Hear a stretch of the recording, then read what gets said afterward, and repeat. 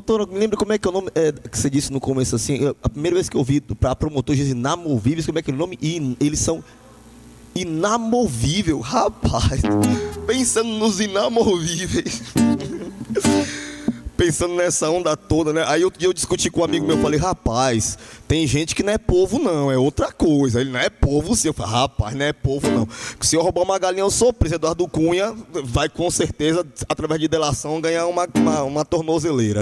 Aí, e ele é povo, aí não pode ser povo não. O cara rouba uma nação e é povo. Aí pensando em toda essa questão toda assim, eu fiz essa nova música. Pegando a deixa de Reinaldo ali através de Brecht, pobre de um país que ainda precisa de um herói. E tem essa nova canção chamada O Novo Herói Brasileiro.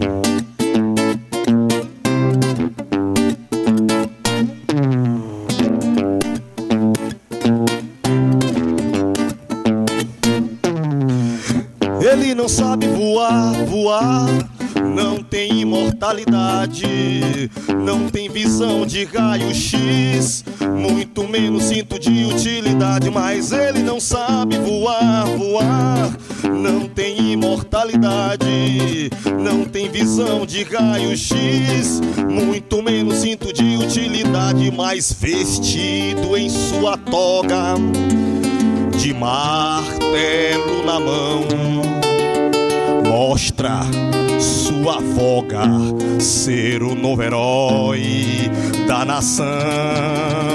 Mas ele não sabe voar, não tem imortalidade, não tem visão de raio-x, muito menos cinto de utilidade. Mas graças a Deus, Ave Maria, nós temos um novo herói para salvar a pátria, mãe traída.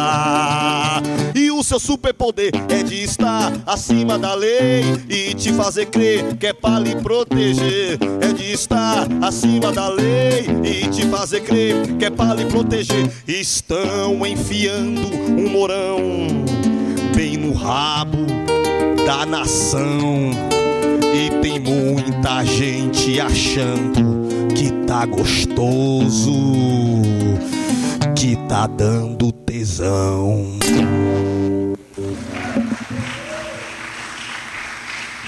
Então vamos lá, inscrições.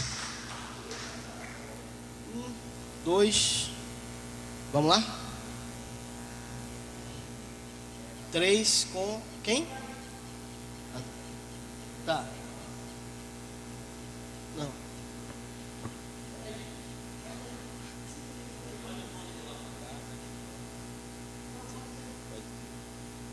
Boa noite a todos e a todas. Pensando no início da fala, eu tentei rascunhar alguma coisa aqui. Vou sim. Enfim, eu tentei rascunhar alguma coisa aqui para ver se eu organizava as ideias um pouco. Mas meu nome é Telinison, eu sou professor de Geografia da Rede Municipal e Estadual e sou conselheiro do Fundeb. Num momento um pouco mais afastado por motivo de dedicação ao trabalho mesmo, mas também por questões que a gente vai entrar daqui a pouco, das estruturas que existem na cidade e que nos obrigou, de certa forma, a remanejar um pouco o Conselho do Fundeb pela estrutura pela uma certa manobra que foi organizada pela gestão atual, enfim, que também não é novidade aqui na cidade. E aí, quando a gente começa a questão do poder, eu vou pela pergunta mais simples, né? O que é o poder? Porque fica parecendo que é algo materializado que está lá num, sei lá, um santo graal onde a gente vai pegar aquele negócio. E tem muita gente boa que vai dizer que o poder está nas relações, né? Então o poder ele não está concretizado num espaço único, e está nas relações de poder. Se a gente pudesse fazer uma metodologia, até lembrei aqui com o professor Rui, né, do Ecomapa, e a gente pudesse aplicar essa metodologia aqui para a gente identificar as relações de poder que estão estabelecidas nesse momento, a gente teria aqui diferentes intensidades e cores para a gente ver como é complexo. Numa cidade de 184 mil habitantes, uma discussão sobre governança e quem é que está representando que tipo de povo e retrato de sociedade aqui nesse espaço. Talvez o verdadeiro circo não seja esse, esteja armado em outro lugar. Mas a pergunta, antes de chegar, a pergunta básica é essa: o que é o poder? E aí, se muita gente boa diz que o poder está nas relações, muita gente boa também, que eu compartilho dessa ideia e, enfim, tento levar isso como, vamos dizer assim, como recomendação, é que esse poder sofre, essas relações sofrem influências das estruturas, como já falou a Elizabeth ali, das estruturas políticas, econômicas, e as duas, né, são parceiras, infelizmente a gente sabe disso. E essas estruturas políticas e econômicas também interferem, e aí é uma outra provocação assim, interfere no meu ponto de vista no judiciário. E aí eu não queria usar a expressão aqui promotoria, porque senão a gente vai ficar muito no Ministério Público. E eu gostaria que a gente tratasse do judiciário como um todo. E eu digo isso porque na educação o nosso sindicato ganhou uma ação há 4 anos, com essa gestão jabista que não deu o reajuste nosso devido do piso salarial, por exemplo, e a juíza sentou no processo. Assim como o Gilmar Mendes sentou em outras questões que está lá no Supremo. Então, assim, primeiro, essa questão da gente tratar a partir do judiciário e não só do Ministério Público, certo? Então, se esse poder sofre influência dessas estruturas políticas e econômicas, o judiciário, sendo também retrato da sociedade, como a promotora disse, eu acredito que o judiciário também sofre influência dessas estruturas políticas e econômicas existentes. E aí a gente veio com a proposta de fortalecer os conselhos, de falar sobre a importância dos conselhos, de como o conselho seria talvez a salvação aí messiânica ou, sei lá, coletiva de tudo. Então, assim, como é que o conselho pode ser a salvação, não vou usar essa expressão salvação não, mas como é que ele pode ser talvez a solução de grande parte dos problemas se a gente não ataca as estruturas políticas e econômicas locais? E aí eu gostaria muito que também que a gente fizesse um recorte na escala de análise para que a gente não vá, na minha pergunta pelo menos, que a gente trate no aspecto local, porque por mais que a gente fale em cidadania planetária, interculturalismo, eu ainda recebo carta no meu local, na minha casa, minha correspondência chega lá e eu vivo aqui. É no cotidiano que a gente faz as coisas, né? Então, que a gente pudesse fazer esse recorte, então assim, jogar luzes, que estruturas políticas e econômicas, como é que esses conselhos podem atuar frente a essas estruturas que estão representadas aqui nesse momento, políticas e econômicas. E as políticas, e eu acredito que as estruturas econômicas aqui representadas estão ligadas muito mais ao circuito superior da economia do que a economia de base, né, do circuito inferior da economia. E também fazer uma outra provocação, que essas mesmas estruturas que também estão aqui representadas, ela representa ela manifesta, vamos dizer assim, também um pouco do patriarcado, vamos dizer, usando uma expressão bem comum, né? Então, há esse recorte de raça e gênero, que foi o que me trouxe aqui, quando se falou em governança, e perguntou quantas mulheres vereadoras nós tivemos em Ilhéus. Eu não soube responder, fiquei pensando no Facebook lá. Então, para a gente, além de identificar, jogar luzes sobre essas estruturas, né? Identificar que há uma relação de poder machista, racista, e que essas estruturas, o Conselho só não vai dar conta, nem o Ministério Público não vai dar conta, e qual o papel do Judiciário nisso? Pensando nesse contexto, o que é o poder? Enfim, tinha outras coisas assim, mas é o que deu para sistematizar. Só um parêntese rapidíssimo. O Teatro Popular de Ilhéus está com um espetáculo em cartaz chamado Medida por Medida, uma peça de William Shakespeare, e a gente trata exatamente sobre a aplicabilidade da lei. E é muito bacana, dia 29 de julho, às 20 horas, aqui nesse lugar. Por favor, venham e visitem nossa bilheteria. A gente precisa muito que vocês comprem ingresso, certo? A gente só consegue manter esse espaço porque as pessoas vêm aqui e compram ingresso. A gente só tem 60% dos custos de manutenção disso financiado pelo Fundo de Cultura do Estado da Bahia. O restante, a gente precisa muito que vocês comprem ingresso. E aí, a gente não faz esse encontro aqui de brincadeira, não. A gente faz mesmo para fisgar vocês. Quem é? Tá, vamos organizar agora. Primeiro, Sueli, Adailson, Odailson, depois Germano e Macrise, certo? Galera, vou pedir a vocês que, dê uma brevidade aí na parada para a gente sair daqui antes de meia-noite, pelo menos. Com certeza. Boa noite. Sueli Pimenta, professora também da rede pública estadual e municipal. E a minha reflexão para esse momento é a questão da formação dos conselhos. Porque eu tive a oportunidade de fazer parte da composição do Conselho de Educação durante um breve período e eu percebi e descobri como a ingerência política ela é forte na formação desses conselhos. Então, como é que eu vou ter um órgão fiscalizador, um órgão que tem a competência para poder deliberar, né, acompanhar, atender algumas demandas da sociedade, se esse órgão é composto por um percentual ditado pelo Executivo? Como? Na hora da votação, muitas vezes, acontecia das pessoas presentes nesse conselho terem que votar. E, geralmente, não conseguia que se obtivesse êxito naquelas questões que nós tanto desejávamos que fossem colocadas em pautas, porque justamente na hora do voto nós perdíamos. Então, eu chamo a atenção aqui nesse momento para que a gente reflita e pense no que poderia ser feito para que os conselhos, eles realmente pudessem se fortalecer, se estruturar de forma que viessem a atender a sua real função. Eu falo isso porque eu vi e vejo hoje, não sei se seria ético, mas eu acho que é um momento de fala e reflexão, por exemplo, na educação, a manipulação de determinado grupo político, né, no domínio de alguns conselhos. Fundeb, o Conselho Municipal de Educação e o Conselho Terceiro 3, não lembro o outro agora. Se a gente parar para analisar, porque nós que somos da educação, nós estamos envolvidos nisso. Né? Eu acho que é um erro nosso enquanto cidadão voltar a nossa atenção somente para a nossa área específica e esquecer o resto. Mas a gente que é da educação, a gente percebe que a coisa fica passando sempre pelas mesmas mãos, sempre pelos mesmos partidos. Ora, como é que o Conselho da Educação vai funcionar se ele permanece sempre atrelado a um determinado grupo? Será que ele vai ser isento o suficiente para poder agir de forma adequada e atender a demanda real da nossa sociedade? Muito obrigada.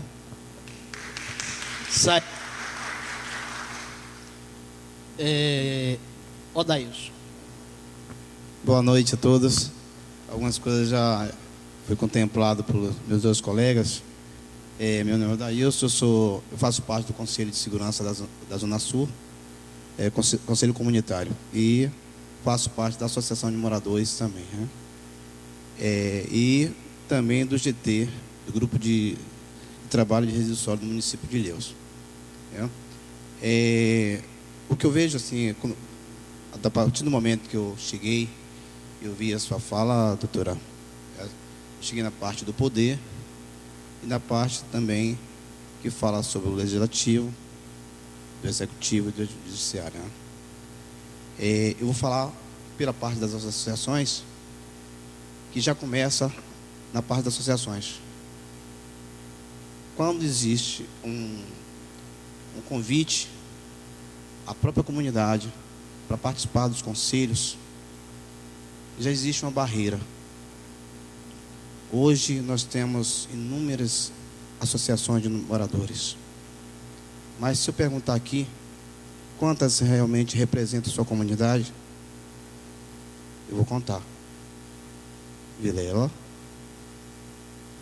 Hernânia Sá, Joerana. Tem outra pessoa? Não tem. Que representam a sua comunidade, que representam a cidade de Ilhéus. Realmente eles não representam como associação. Então, quando vão para os conselhos, existe a manipulação do poder do legislativo e do executivo para ter maioria nesses conselhos. Então, é a manipulação do poder. Os conselhos tendem a ser manipulados por essas pessoas, por quem realmente nós elegemos. Elegemos para fazer uma cidade diferente, as leis diferentes, o funcionamento diferente. Talvez é triste a gente dizer isso, que a gente ouvisse, a gente ficar calado, mas eu vi cada vez que uma fala aqui, uma alfinetada, porque o povo está desacreditado dos conselhos. Precisa realmente tomar uma atitude, como a senhora pede, de fortalecimento desses setores, para que a gente possa chegar até onde a senhora fala, no judiciário. Que a gente possa ter voz, força. Porque as pessoas que estão no conselho, às vezes, são servidores públicos, que são ameaçados, que são tirados da função. E a gente precisa mudar realmente. Mudar com pessoas pensantes. Eu parabenizo muito minha amiga Socorro. Um exemplo foi, há pouco tempo, que nós passamos 3 meses elaborando uma coisa de benefício para a comunidade. Benefício para Ilhéus. Depois de passar 90 dias elaborando a lei de resíduos sólidos do município, nós passamos 1 ano cobrando a gestão pública que encaminhasse para o legislativo. E ele foi aprovado, sem mudar vírgula.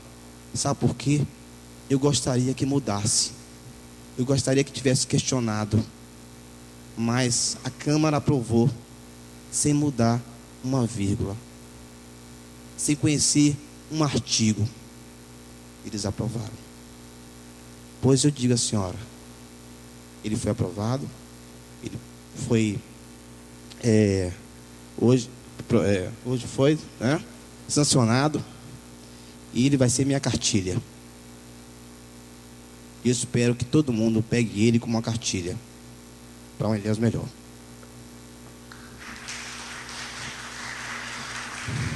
Você? Pois é, uma crise. Bom, eu quero só, na verdade, acho que é natural que, como a Aline está aí na frente, ela tome tudo que a gente está falando como se fosse uma crítica não uma crítica no sentido negativo, mas você responde como Ministério Público, né? Você acaba respondendo como Ministério Público. Mas eu acho que uma parte muito interessante desse debate é realmente ouvir isso que a galera está falando aqui e a gente mesmo sair com essas inquietações e com elas para casa.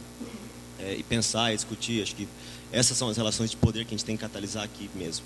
Que são as relações de poder mais difíceis, né, de a gente conseguir realmente fazer a democracia acontecer nas ruas, né? Daqui a alguns anos, 100 mil ou 10, não sei, a gente pode. Mas eu acho também que a Beth trouxe uma parada muito forte aqui, meu. A gente teve exemplos de conselhos fragilizados pelo poder público, tivemos exemplos de conselhos cooptados pelo poder público, tivemos exemplos de conselhos sem a participação do poder público e tivemos exemplos de conselhos derrubados, destruídos pelo poder público, né? Então, ela trouxe uma questão muito importante que se você quiser responder também, mas é interessante que as pessoas comentem. Qual que é a capacidade real dos conselhos? Até onde que é o limite deles? Porque eles têm limite, né? Eles não são executivos, não são deliberativos, nem legislativos, eles têm limite deles. Então, não estão sendo. Qual a capacidade deles de ser, então, né? Acho que essa é uma questão muito, muito interessante. E em relação só ao Conselho de Transportes em específico, a gente teve um exemplo claro de um desmonte no momento crucial, né? No momento crucial de muita luta da galera que ficou na frente da prefeitura se manifestando, né? Em relação ao aumento da passagem. Um movimento muito grande, com muita força, que foi, apesar da galera ter tido a vaga lá, foi completamente destituído. Então, acho que as pessoas até podem comentar, acho que, né, não se sinta... Eu não estou atacando nada, mas eu acho que as relações econômicas, a força das relações econômicas do município é muito forte. Então, se a gente for priorizar relações de poder, quando a gente fala, eu acho que a gente tem que priorizar essas relações que acontecem aqui, que são elas que acho que destituem essas grandes forças aí, sabe? São elas. É muito difícil esse processo. E são eventos como esse que fazem isso acontecer, eu acho. Isso aí. A crise?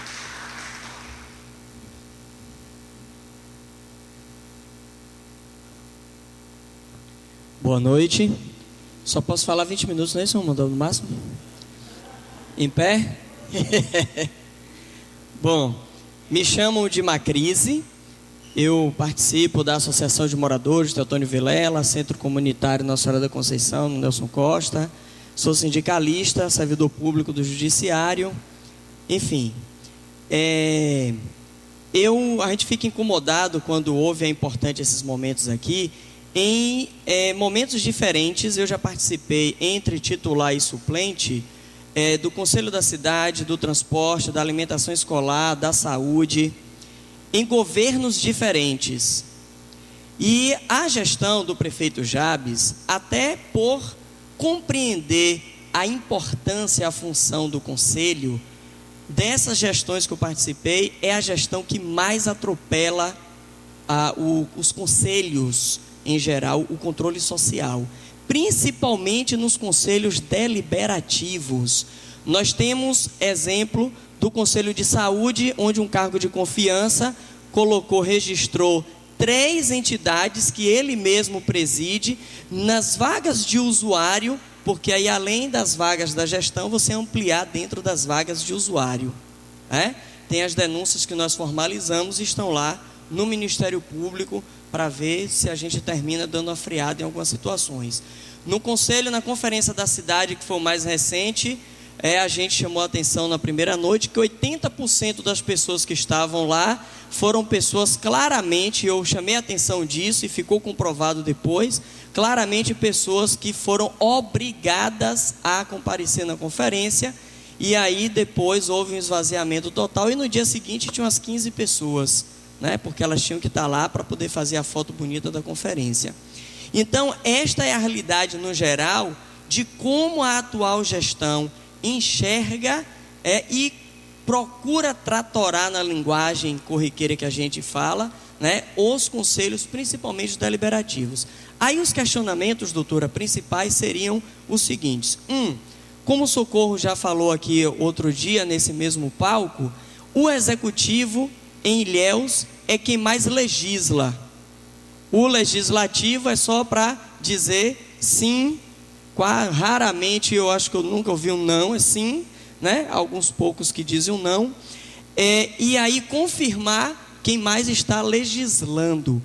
O secretário Ricardo Machado já falou em um programa de rádio, por isso até eu cito sem problema, de que eles já orientaram e o prefeito Jabes não assina TAC, não assina termo de ajuste de conduta em Ilhéus. A gente sabe de que as promotorias têm uma dificuldade com o tamanho da demanda e é uma estrutura. Aí vem uma das questões, como até nós enquanto cidadão, porque a gente precisa continuar mandando as demandas porque elas existem, como a gente pode ajudar a provocar de que essas promotorias ou aumentem a quantidade de promotores, ou aumente a estrutura para que os promotores deem conta, porque tem até a defensoria que faz um bom trabalho também, um esforço em várias questões, mas também passa pelo mesmo problema. O outro é como a gente fazer com que esses conselhos deliberativos, ao chegar a essas demandas, tenha uma certa prioridade para poder a gente ter resultado, porque vai cansando, doutora. Eu brincava às vezes com o Socorro e alguns aqui, que a gente chega em muitos conselhos, tem quase as mesmas pessoas, tanto do controle social como também da gestão, E aí a gente vai naquela, de insistindo, e chega um momento que alguns cansam, alguns sucumbem ao poder e entram no mesmo jogo, e outros simplesmente se afastam porque acredita que não vai dar mais fruto mesmo, não vai dar resultado. Então, como a gente fazer com que algumas demandas dessas avaliadas do olhar do controle social, porque às vezes a promotoria tem um olhar para conseguir fazer a pauta de prioridade, mas de repente o controle social tem um outro olhar. Como a gente chega nesse consenso um pouco dessas prioridades a ser atingidas, como a gente ajudar a provocar para que tenha mais estrutura. E para finalizar, a gente não pode deixar de chamar a atenção que hoje, por exemplo, teve toda uma turma que fez um manifesto muito bonito em relação à mobilidade urbana, que a gente tem uma cidade do tamanho de Ilhéus, com um porte turístico, um potencial turístico, e a gente não tem nem acostamento. Eu não estou falando de ciclovia, estou falando de acostamento decente, uma cidade que gastou mais de 2 milhões para ter uma usina asfáltica própria, e uns 2 milhões para poder fazer uma licitação para uma terceirizada utilizar esta usina asfáltica. E a gente tem pessoas sendo atropeladas e sendo mortas no trânsito porque não tem nem acostamento decente, não estou nem falando de ciclovia. Então, ficam essas provocações aí que você deixar. A gente tem mais uma intervenção e você também, né? Então, vamos lá, rapidinho para encerrar.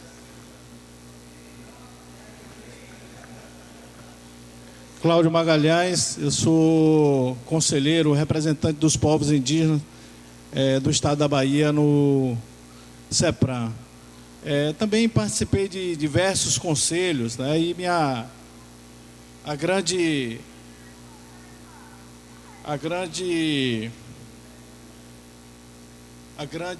preocupação, né, que a gente tem é do empoderamento do controle social, né? As políticas de conselho que amadureceram aí com esse processo de democratização do Estado brasileiro, e hoje, né, tem pessoas de relevância, que ocupam cargos estratégicos nos próprios governos, ou cargos estratégicos em ONGs de relevância, nos faz ter uma medida do horizonte a ser alcançado com essa questão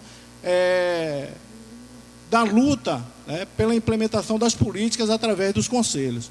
Agora, o que me frustra é que a gente precisa da agilidade e da ação, né, da justiça, né? Muitas vezes a gente entra com uma demanda, uma ação,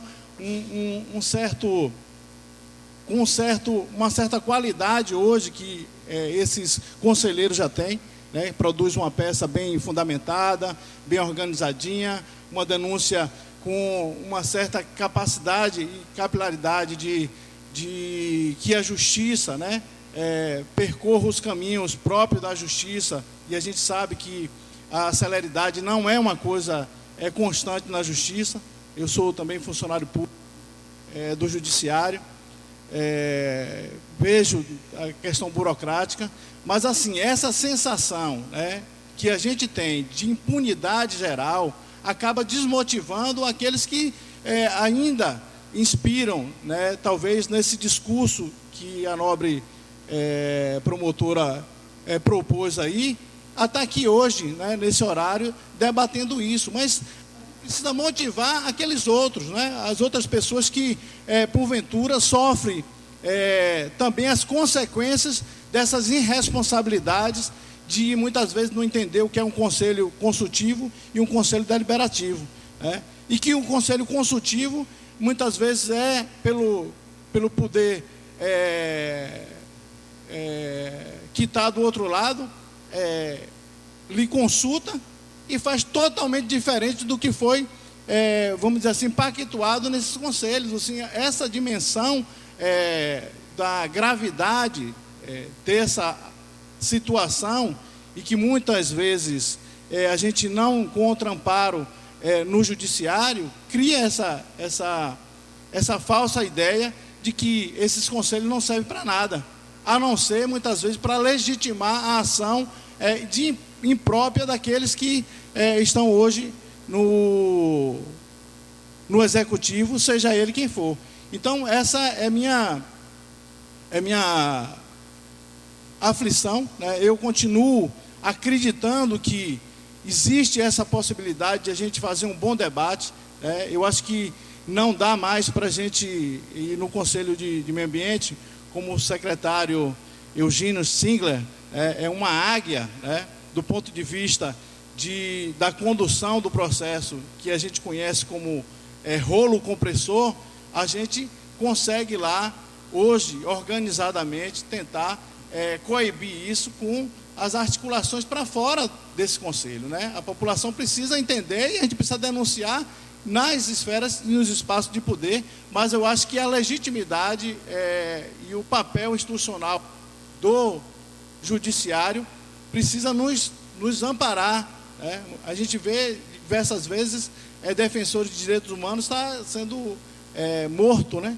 Ceifado sua vida por ser conselheiro, por estar lá defendendo o direito do cidadão, inclusive de nós todos aqui, e muitas vezes isso não é dado o grau de responsabilidade e de valor que temos nós. Então, essa é minha aflição. É isso aí, ó. Só fazendo a defesa aqui, cabeça. E quem tá com pressa aí, que é o seguinte: não tem como a gente fazer um debate desse sem ouvir uma fala como essa. Não tem como, a gente vai ter que ficar até um pouquinho mais tarde mesmo, velho. Porque é massa demais a gente ouvir isso. É bom demais a gente estar aqui fazendo